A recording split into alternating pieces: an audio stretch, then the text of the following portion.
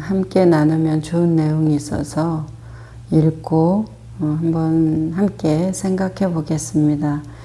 저희 회원님과 함께 한 건데 같이 공유해도 좋을 것 같아서 준비해 봤거든요. 이런 질문을 하셨어요. 인간의 행복이 외부적인 원인이나 재산 이런 것들에 의해서 좌우된다면, 어떤 사람이 재산이 하나도 없다면 그 사람의 행복은 없는 것인가? 그 사람은 그러니까 외부적인 원인에 우리의 행복이 좌우된다면, 그 재산이 하나도 없으면 가장 불행한 사람, 재산이 조금 있으면 좀 덜 불행한 사람, 재산이 가장 많으면 가장 행복한 사람, 이렇게 외부적인 원인이 우리의 행복의 기준이 된다면 그렇게 되겠죠. 그런데 그런 경험이 우리의 삶하고 잘 부합되는가 보면 재산하고 부합되지 않는다. 그렇기 때문에 그 행복이란 인간 속에 내재되어 있으며 결코 외부적인 원인에 의해 생기지 않는다라는 말씀에 대해서 이제 정말 그러한가?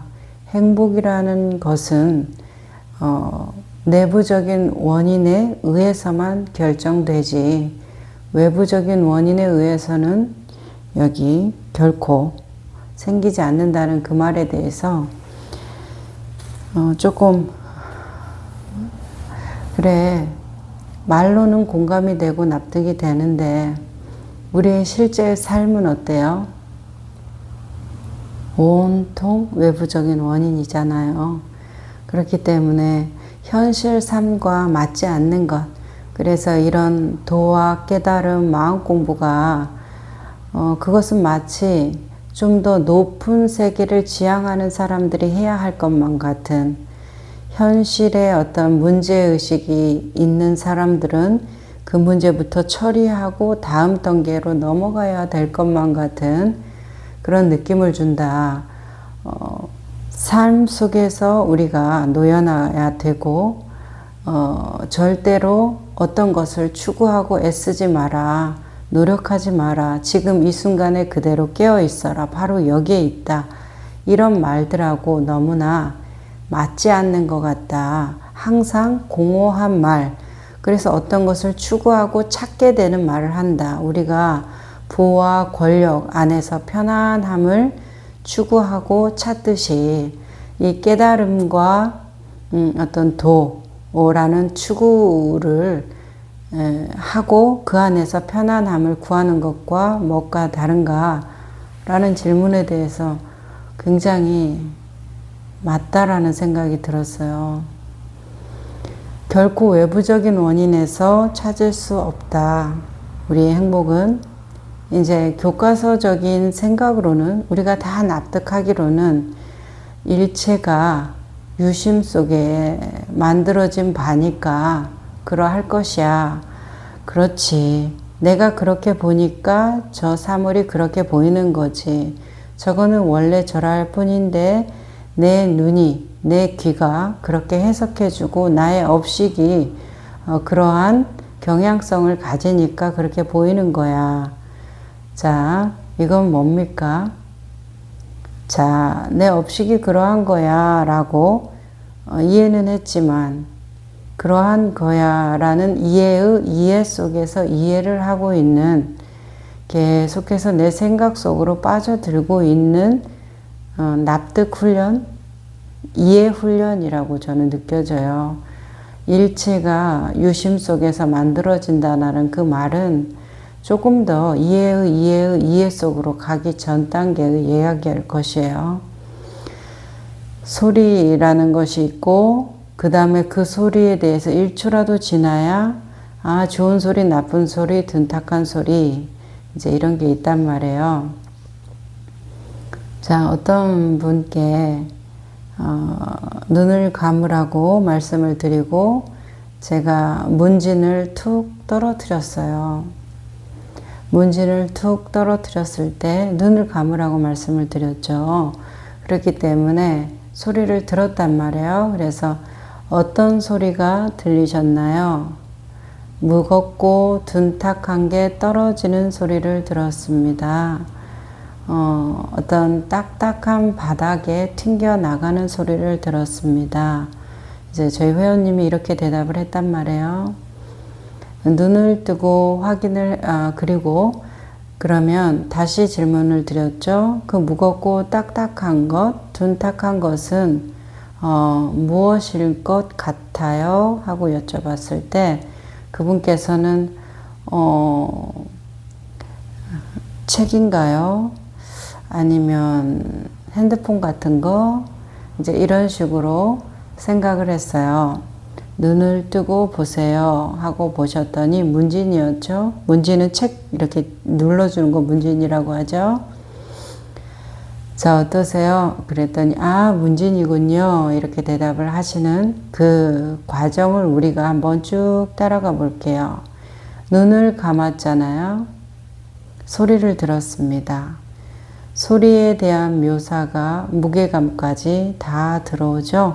무겁고 어떤 둔탁한 것, 얇고 단단한 것 위에 한 번 더 튕겨서 나가는 느낌. 그리고 어떤 것일까요? 라고 다시 한번 물어봤을 때 책인가요?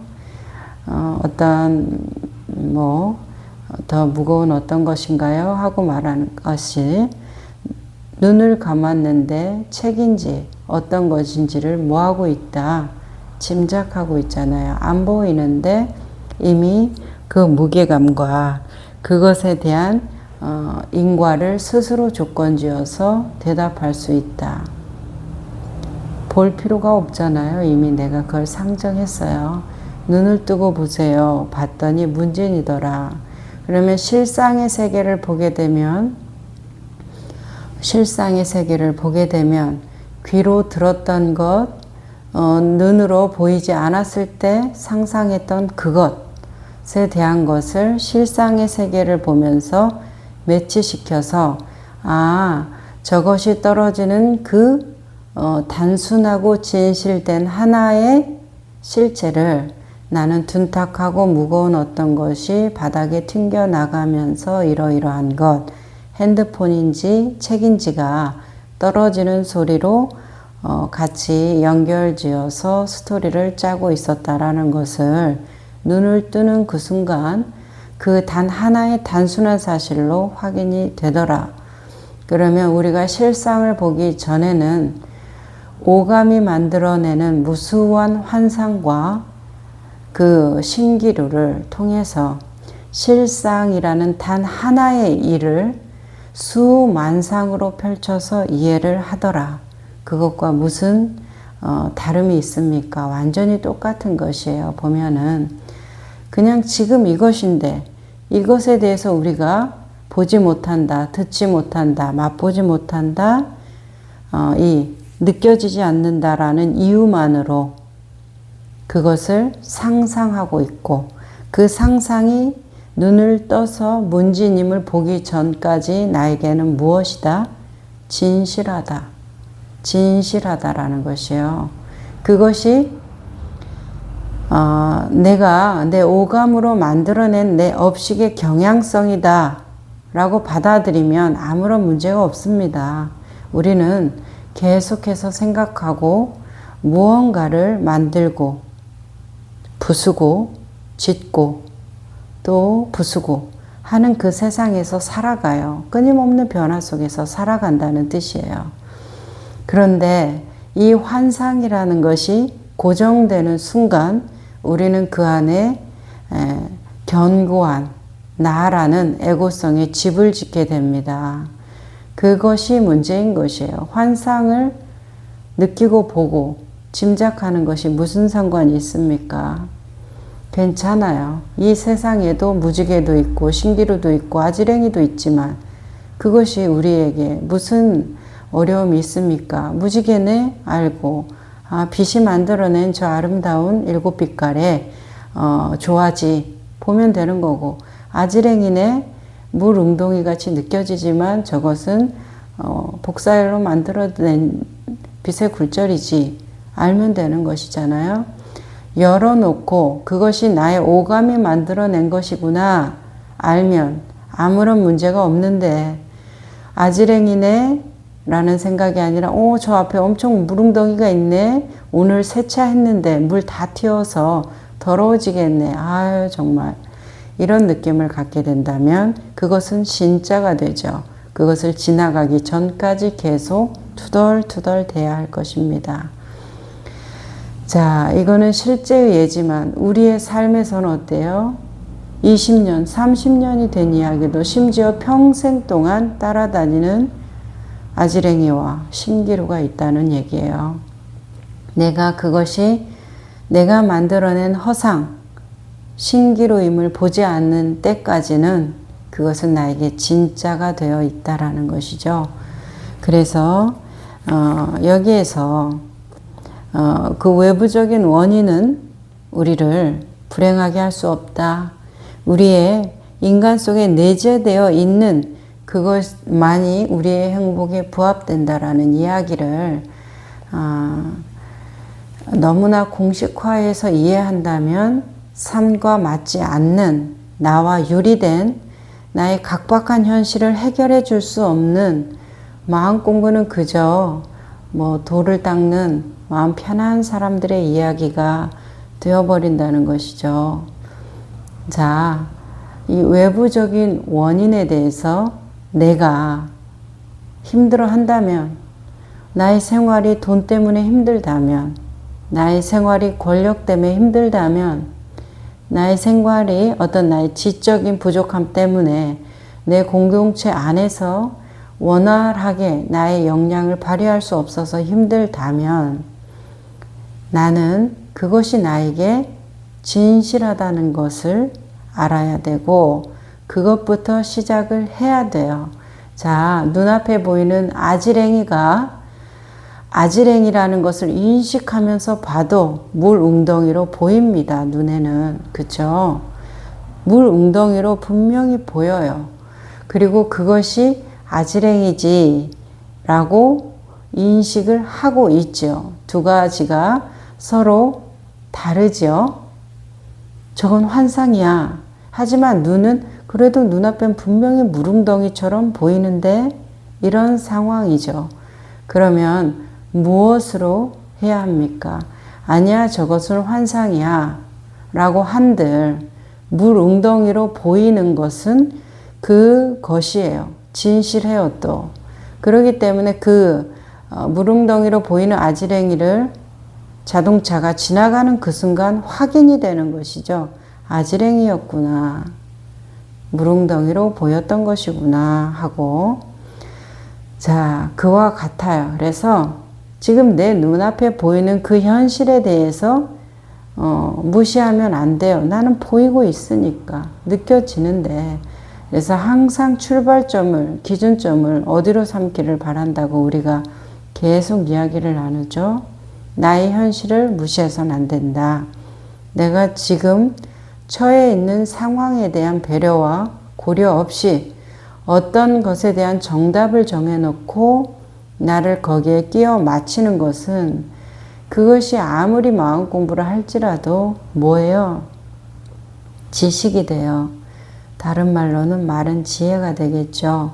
성인의 말씀이라도, 깨달은 분의 안내라도 그것이 그분의 일임을 알고 내 눈에 비춰지는 이 환상에 대해서도 알고 그것을 확인하기까지, 나는 경험하기까지 그것을 쭉 따라가면서 그분의 말도 열어놓고 나의 경험도 열어놓고 나는 그것에 대해서 어떻게 해야 된다, 체득해야 된다, 체득할 때까지 두 개 다 어떻게 해야 된다, 결정 내려서는 안 된다. 저거는 아지랭이야, 결정이에요. 저거는 없는 거야, 빛이 만들어낸 복사열이야, 그것도 결정이에요. 왜? 내 눈앞에는 물웅덩이로 보인다라는 엄연한 진실이 있어요. 우리는 이 오감을 갖고 살아갈 수밖에 없고 오감에 의지해서 이 세상을 해석할 수밖에 없어요. 단 한 가지의 진실은 지금 이 순간 바로 이것이에요. 그런데 이것은 오감으로 다 잡히지만 설명해 낼 방법이 없다라는 거예요. 이 진실을 내가 그것으로 노연하기 전까지, 그것을 확인하기 전까지는 예수님, 도마 예수님이 말하듯이 내 안에 신성이 있고 빛이 있지만 그 빛을 발견하기 전까지 우리는 어둠 속에서 산다고 하셨잖아요. 빛이 없어서 어둠 속에 사느냐가 아니라 빛을 발견하지 못했기 때문에 어둠 속에서 산다라는 말씀이시죠. 자, 이런 비유를 하시죠. 우리가 등잔을 밝히면 방 가장 높은 데에 놓지 등잔에 불을 붙여서 덮어놓는 사람이 어디 있겠느냐 이렇게 말하죠.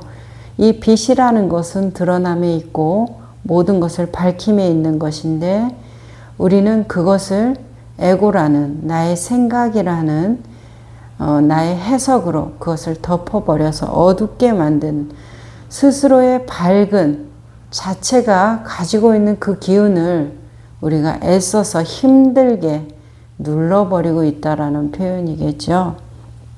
자, 그러면 이런 말씀들을 배울 때 행복이 외부적인 원인에 있나 내부적인 원인이 있나 이것에 대해서 우리가 이분법적인 생각을 하는 것보다는 어차피 반야신경에 색, 즉, 시공, 공, 즉, 시색.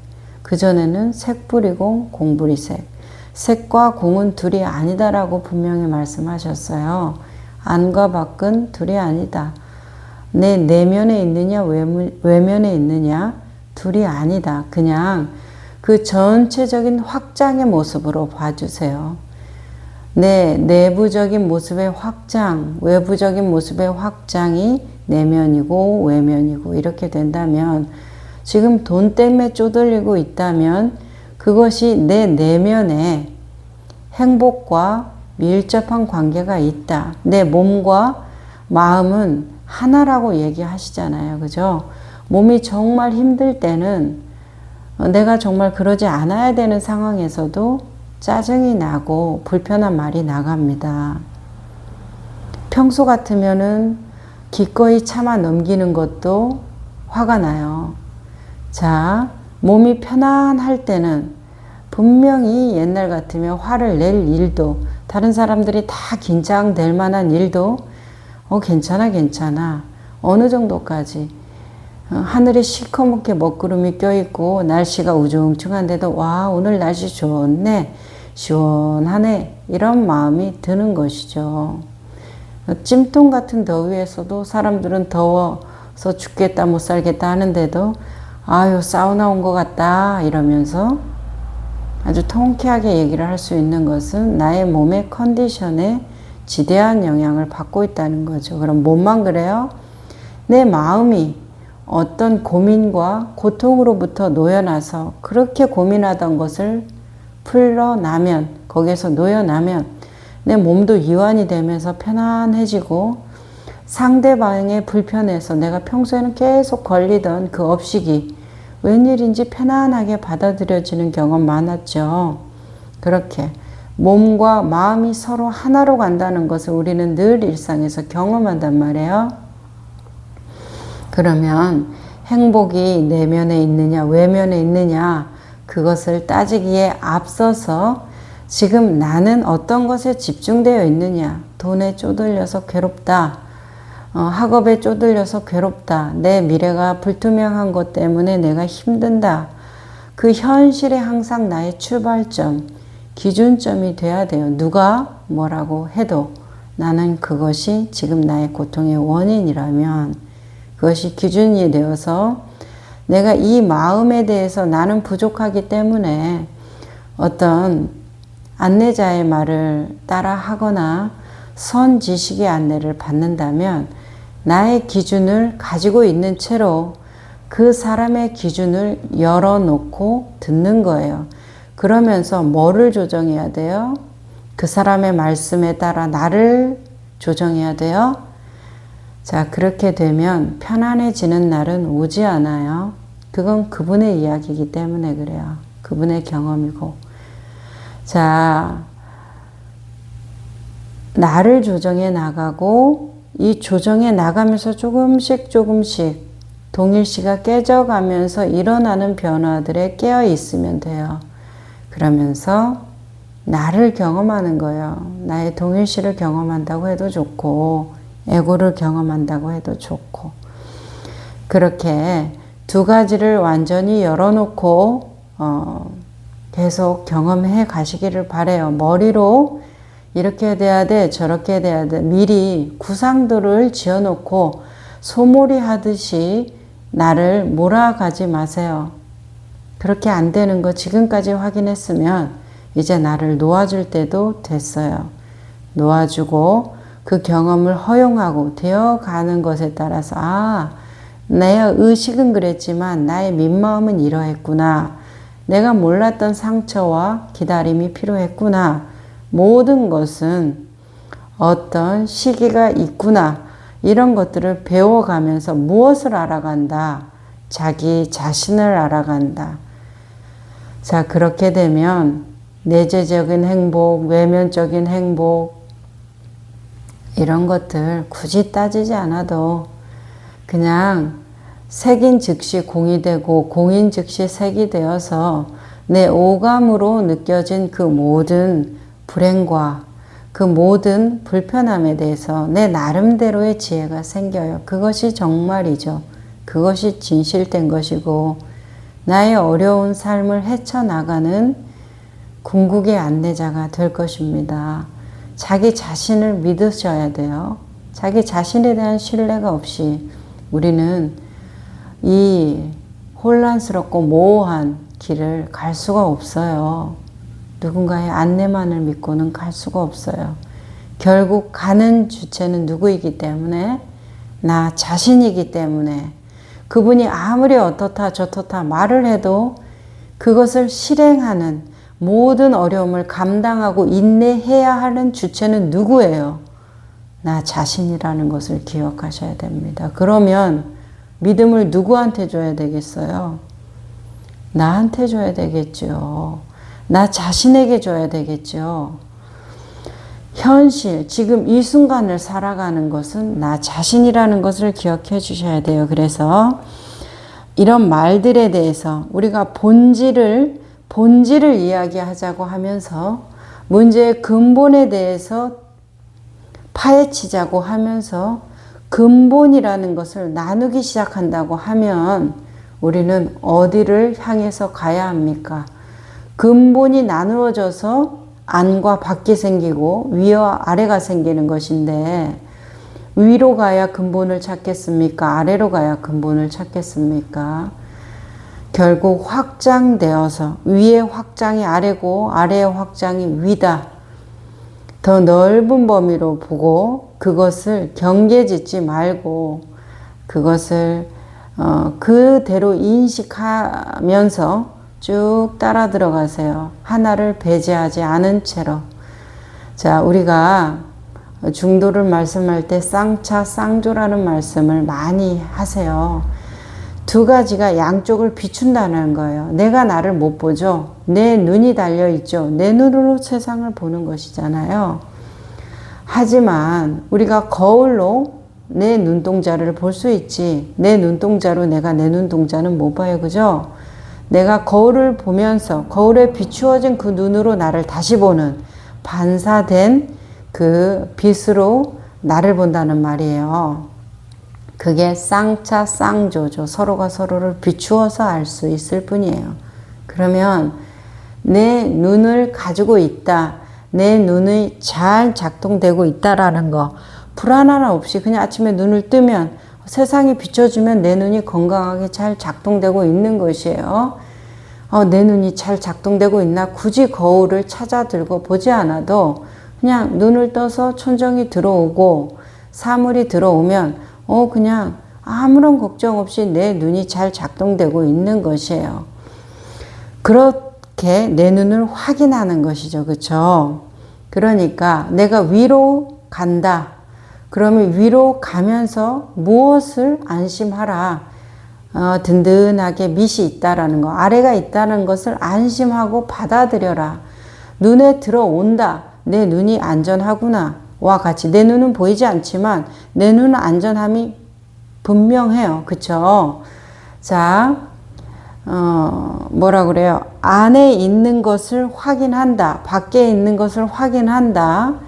이렇게 안으로부터 들어가든 밖으로 들어가든 저는 그게 무슨 문제가 되지 않는다고 생각해요. 안으로부터 들어가면 내 밖이 있음을 확인한다라는 것이에요. 그죠?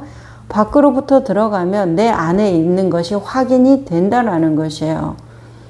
내 눈이 엄연히 존재하지만 나 스스로는 내 눈을 보지 못하지만 그것에 대해서 우리가 불안함이 전혀 없이 살아간다.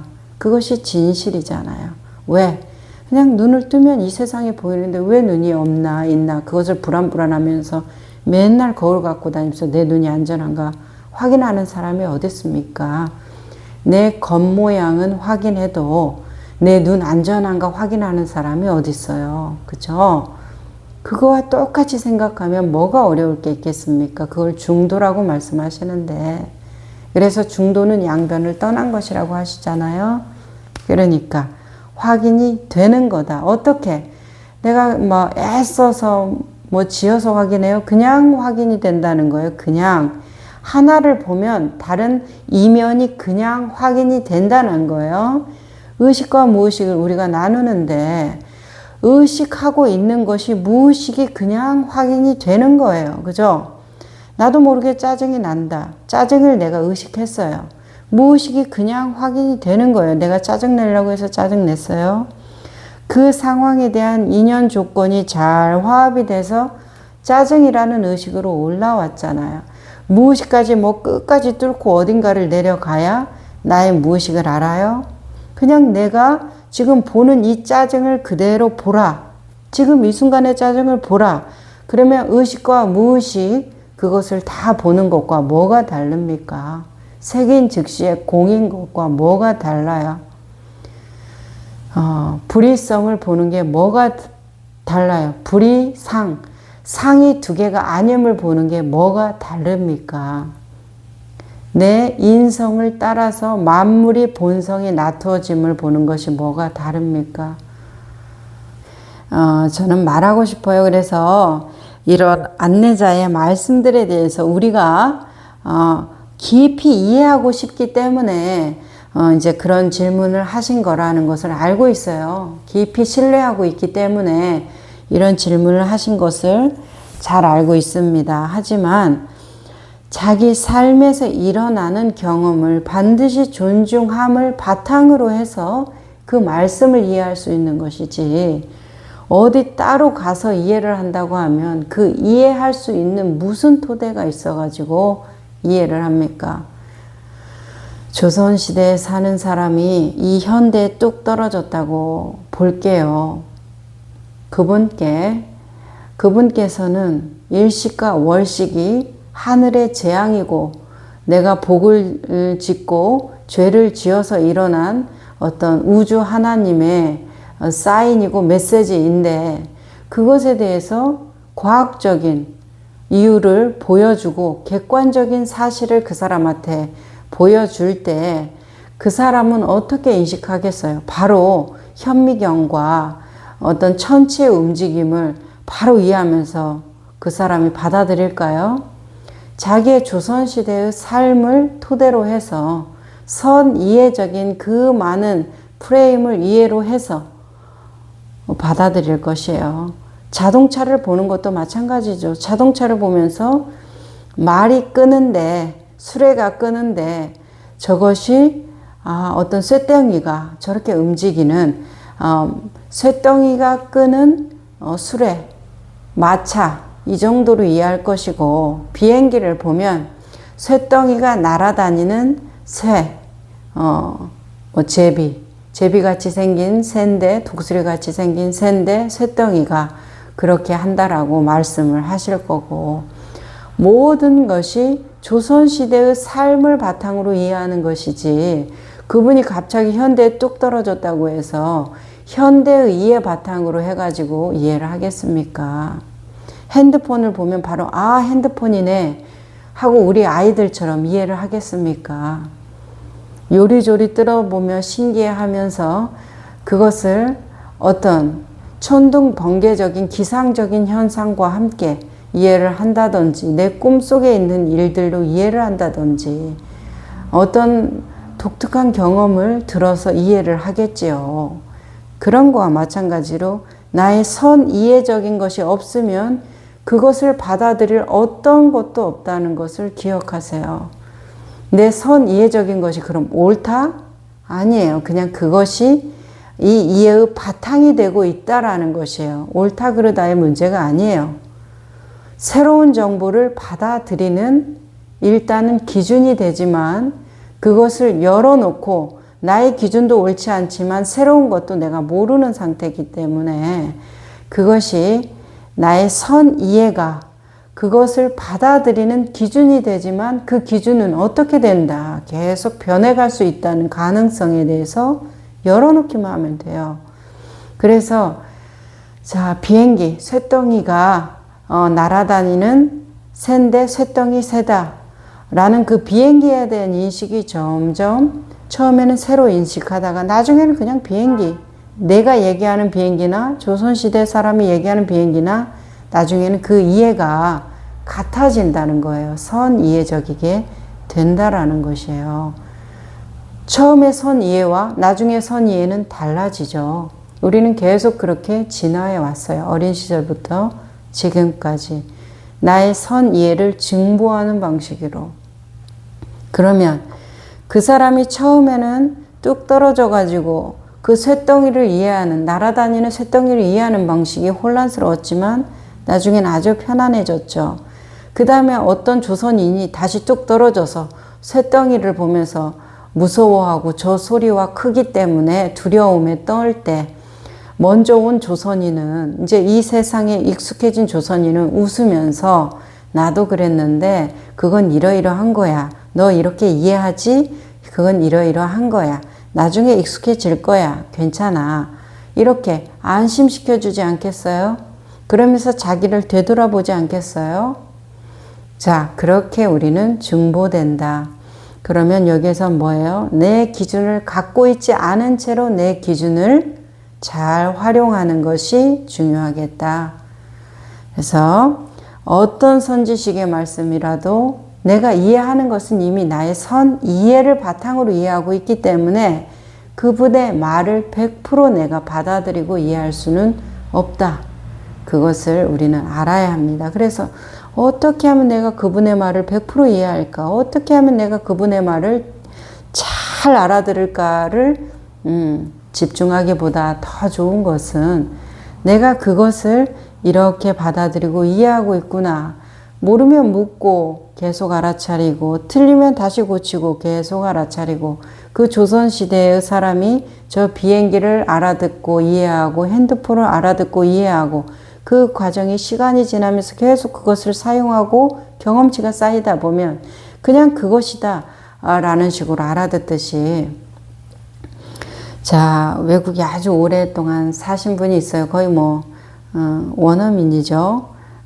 발음도 완전히 원어민이고 제가 그분이 한국 분이기 때문에 이제 20대 때 외국에 나가서 지금은 60대가 다 됐으니까 우리나라의 산 세월보다 더 길잖아요.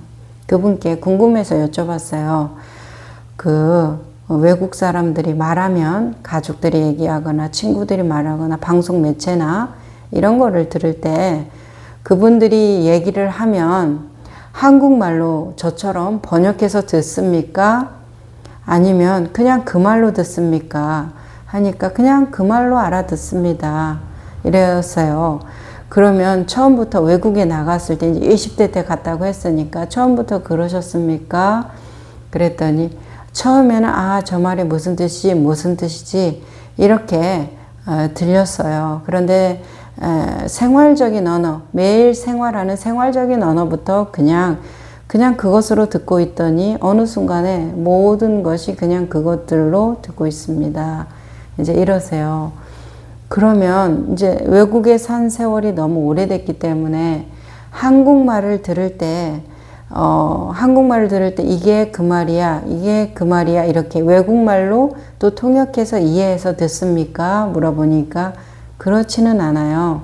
그냥 한국말로 들립니다. 아무런 어려움이 없어요. 다만 이제 더 먼저 생각나는 건 그 사람의 말은 다 이해하고 알아들었는데 그 말에 대해서 대꾸할 때 먼저 떠오르는 것이 더 익숙한 언어, 영어가 먼저 떠오릅니다. 그래서 그 영어를 한국말로 뭐라고 하지? 아, 그것을 이렇게 말하지 하고 이제 번역해서 말할 때 그때의 어려움은 조금 있습니다.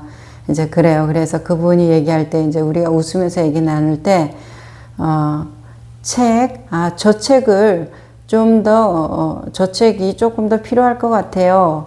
라고 얘기하는데 그분은 저 북이 조금 더 필요할 것 같아요 하면서 저 책이라는 말보다 책이라는 우리말보다 북이라는 말이 더 먼저 떠오르니까 자기도 모르게 저 책이 필요할 것 같아요 아니가 저 북이 먼저 필요할 것 같아요 이런 식으로 언어가 섞여서 나오게 되더라.